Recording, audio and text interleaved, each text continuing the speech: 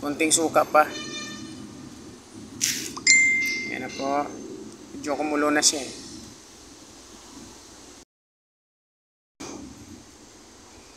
Tapos ilalagay na natin ang ating lechon.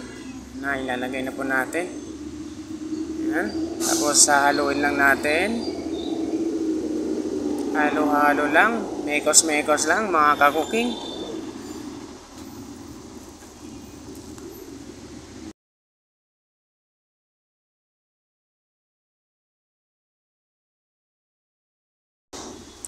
Pagkatapos ay takpan lang po natin at atin po siyang pakukuluin ng ilang mga minuto po at antayin lang natin na kumulo.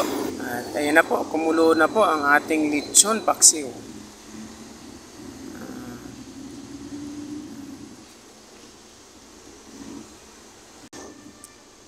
Haluan na natin ng konti kasi medyo luto na siya medyo malambot na siya.